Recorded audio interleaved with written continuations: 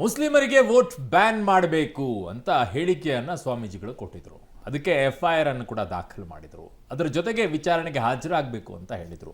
ಈಗ ಅದಕ್ಕೆ ಪತ್ರವನ್ನ ಬರೆದು ಉತ್ತರವನ್ನ ಕೊಟ್ಟಿದ್ದಾರೆ ಚಂದ್ರಶೇಖರ್ ಸ್ವಾಮೀಜಿ ಅವರು. ಏನು ಹೇಳಿದ್ದಾರೆ ಅಂತಂದ್ರೆ, ನಾನು ಮಾರಕ ಕ್ಯಾನ್ಸರ್ನಿಂದ ಬಳಲ್ತಾ ಇದ್ದೀನಿ. 18ನೇ ತಾರೀಕು ವಿಚಾರಣೆಗೆ ಹಾಜರಾಗಲು ಸಿದ್ಧನಿದ್ದೇನೆ. ವಿಚಾರಣೆ ಅವಶ್ಯ ಅನಿಸಿದಲ್ಲಿ ಮಠಕ್ಕೆ ಬರಬಹುದು ಅಂತ ಪತ್ರವನ್ನ ಬರೆದಿದ್ದಾರೆ. ಉಪ್ಪಾರಪೇಟೆ ಇನ್ಸ್ಪೆಕ್ಟರ್ಗೆ ಚಂದ್ರಶೇಖರ್ ಶ್ರೀಗಳು ಪತ್ರವನ್ನ ಬರೆದಿರೋದು. ಪೊಲೀಸರು ಕೊಟ್ಟಂತ ನೋಟಿಸ್ಗೆ ಚಂದ್ರಶೇಖರ್ ಶ್ರೀಗಳ ಇದು ಪ್ರತ್ಯುತ್ತರ. ಇವತ್ತು ವಿಚಾರಣೆಗೆ ಹಾಜರಾಗೋಕೆ ಸಾಧ್ಯ ಇಲ್ಲ. ಮಾರಕ ಕ್ಯಾನ್ಸರ್ನಿಂದ ನಾನು ಬಳಲ್ತಾ ಇದ್ದೇನೆ. 18ನೇ ತಾರೀಕು ವಿಚಾರಣೆಗೆ ಹಾಜರಾಗೋಕೆ ಸಿದ್ಧನಿದ್ದೇನೆ. ನಿಮಗೇನಾದರೂ ವಿಚಾರಣೆ ಅವಶ್ಯ ಅಂತ ಅನಿಸಿದ್ರೆ ಮಠಕ್ಕೆ ನೀವು ಬರಬಹುದು ಅಂತಾನು ಕೂಡ ಪತ್ರವನ್ನ ಬರೆದಿದ್ದಾರೆ. ಅದರ ಜೊತೆಗೆ ಸ್ವಾಮೀಜಿ ಬೆಂಬಲಕ್ಕೆ ರಾಜ್ಯ ಬಿಜೆಪಿ ನಾಯಕರು ಕೂಡ ನಿಂತುಕೊಂಡಿದ್ದಾರೆ. ರೈತರು ಉಳಿಬೇಕು, ರೈತರು ಬೆಳಿಬೇಕು ಅನ್ನೋದೇ ಉದ್ದೇಶ, ಮೂಲ ಉದ್ದೇಶ. ಈಗ ನಿಮ್ಮ ವಿರುದ್ಧ ಕ್ರಮ ಆಗೋದಕ್ಕೆ ಈಗ ಸರ್ಕಾರ ಕೂಡ ಹೇಳಿದೆ, ಕಾನೂನಿನ ಅಡಿ ತಗೊಳ್ಳಿ, ಏನೇನು ಮಾಡ್ತಾರೆ ಮಾಡಲಿ, ನಾವೆಲ್ಲದಕ್ಕೂ ರೆಡಿಯಾಗಿರೋದು. CM ಕೂಡ ಅದೇನಿದೆ ಅದನ್ನು ನಾವು ಮಾಡ್ತೀವಿ, ಕ್ರಮಗಳನ್ನ. ಆಯಿತು ಆಯಿತು ಆಯಿತು ಓಕೆ ಸರ್. ನಿಮ್ಮಲ್ಲಿ FIR ಹಾಕಿರೋಂಥದ್ದು ಈ ಹಿಂದೆ ಕುಮಾರಸ್ವಾಮಿ ಅವರು ಮುಖ್ಯಮಂತ್ರಿ ಆಗಬೇಕು, ಇಲ್ಲಿ ಗೌಡರು ಗೆಲ್ಲಬೇಕು ಅಂತ ಹೇಳಿದ ದುರುದ್ದೇಶ ಏನಾರು ಇದೆಯಾ ಅಂತ? ಕುಮಾರಸ್ವಾಮಿ CM ಆಗಬೇಕು, CM ಆಗಬೇಕು ಅಂತ ತಾವು ಇಲ್ಲೇ ಅನೌನ್ಸ್ ಮಾಡಿದ್ರಿ ಕಳೆದ ಚುನಾವಣೆಯಲ್ಲಿ. ರಾಜ್ಯಕ್ಕೆ ಮುಖ್ಯಮಂತ್ರಿಗಳಾಗಬೇಕು ಕುಮಾರಸ್ವಾಮಿಗಳು ಅಂತ ತಾವು ಬಹಿರಂಗ ಸಭೆಯಲ್ಲಿ ಹೇಳಿದ್ರಿ. ಆ ದ್ವೇಷ ಏನಾರು ಇಟ್ಕೊಂಡು ಮಾಡಿದಾರ ಅಂತ?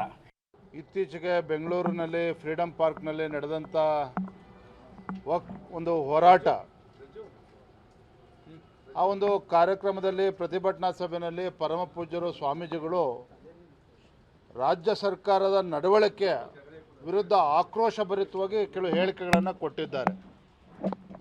ಆ ಹೇಳಿಕೆ ಬಗ್ಗೆ ಸ್ವಾಮೀಜಿಗಳು ಈಗಾಗಲೇ ಕ್ಷಮೆಯನ್ನು ಕೂಡ ಕೇಳಿದ್ದಾರೆ. ಆದರೆ ಇದರ ಮಧ್ಯೆನೂ ಕೂಡ ರಾಜ್ಯ ಸರ್ಕಾರ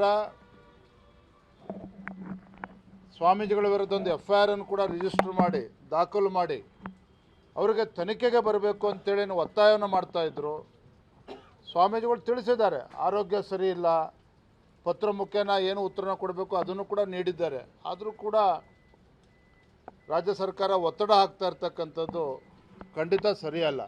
ಮತ್ತು ಸ್ವಾಮೀಜಿಗಳು ಅದ್ರ ಬಗ್ಗೆ ಮುಕ್ತವಾಗಿ ತಮ್ಮ ಕ್ಷಮೆಯನ್ನು ಕೂಡ ಹೇಳಿದರೆ ಮುಕ್ತವಾಗಿ ವಿಚಾರ. ರೈತರ ಜಮೀನು ಯಾವ ರೀತಿ ವಕ್ಫು ತನ್ನ ಆಸ್ತಿಯನ್ನಾಗಿ ಮಾಡಿಕೊಂಡಿದೆ. ಇವತ್ತು ಯಾರೋ ಸಮುದಾಯದಿಂದ ಜನರು ವಕ್ಫಿಗೆ ದಾನ ಮಾಡೋಂಥದ್ದನ್ನ ಅದು ವಶಕ್ಕೆ ಪಡ್ಕೊಳ್ಳೋದ್ರಲ್ಲಿ ಅರ್ಥ ಇದೆ. ಯಾವ ಟೈಟಲು ಏನು ಕಾನೂನನ್ನು ವಕ್ಫಿನ ವಿಚಾರದಲ್ಲಿ ಇವರಿಗೆ ಉಸಿರಿಲ್ಲ, ಬಾಯಿ ಇಲ್ಲ, ಮಾತಿಲ್ಲ, ಕಾನೂನಿಲ್ಲ.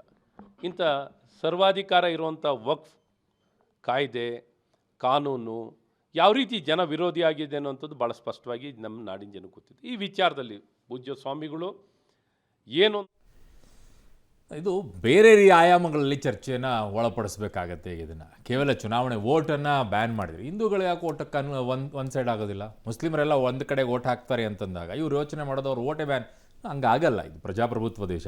ಆದರೆ ನೀವು ಇನ್ನೊಂದು ರೀತಿಯಲ್ಲಿ ಕೇಳ್ಬೋದು, ಈ ದೇಶದ ಸಂವಿಧಾನದ ವಿಚಾರದಲ್ಲಿ ಇರಬೇಕಾದ್ರೆ, ಈ ದೇಶದಲ್ಲಿ ಕಾನೂನಿನ ಬದ್ಧವಾಗಿ ಇರಬೇಕಾಗಿರುವಂಥ ಮುಸ್ಲಿಮರು ತಮಗೆ ಬೇಕಾಗಿರೋ ರೀತಿಯಲ್ಲಿ ತಮ್ಮ ಕಾನೂನುಗಳನ್ನು ಪಾಲನೆ ಮಾಡ್ಕೊಳ್ಳೋದಾದರೆ, ಮದುವೆಗೆ ಒಂದು ರೀತಿಯಾದಂಥ ಕಾನೂನಂತೆ, ಅದಕ್ಕೆ ನಮ್ಮ ದೇಶದ ಕಾನೂನು ಸಂವಿಧಾನ ಬರಬೇಕಾಗಿಲ್ಲ.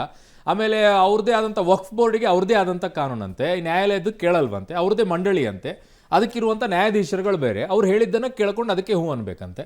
ಸೊ ಇದು ಎರಡೆರಡು ಕಾನೂನುಗಳಿರುವಂಥ ದೇಶದಲ್ಲಿ ಹೇಗೆ ನೀವು ಆ ವಿಚಾರ ಬರುತ್ತೆ? ಹಾಗಾಗಿ ಇದು ಪ್ರಶ್ನಾರ್ಥಕವಾಗಿ ಉಳ್ಕೊಳ್ಳುತ್ತೆ. ನೀವು ಸೆಕ್ಯುಲರ್ ಅಂತ ಹೇಳ್ಕೊಳ್ಳುವಂಥವ್ರು ಎರಡೆರಡು ಕಾನೂನುಗಳು ಇಟ್ಕೊಂಡಾಗ ನೀವು ಹೆಂಗೆ ಸೆಕ್ಯುಲರ್ ಆಗ್ತೀರಾ? ಇದು ಪ್ರಶ್ನೆ ಬರುತ್ತೆ. ಹಾಗಾಗಿ ಮೂಲ ಪ್ರಶ್ನೆಗಳು ಎದ್ದೇಳೋದೇ ಇಲ್ಲಿ. ಇದನ್ನು ಸರಿಪಡಿಸಿದ್ರೆ ಎಲ್ಲ ಸರಿಯಾಗತ್ತೆ. ಅವ್ರು ಇಷ್ಟ ಬಂದಂಗೆ ಅವ್ರು ಇರ್ತಾರೆ, ನಾವು ಇಷ್ಟ ಬಂದಂಗೆ ನಾವು ಒಂದು ಪಾಲನೆ ಮಾಡಬೇಕಾದ್ರೆ ಹೆಂಗಾಗುತ್ತೆ?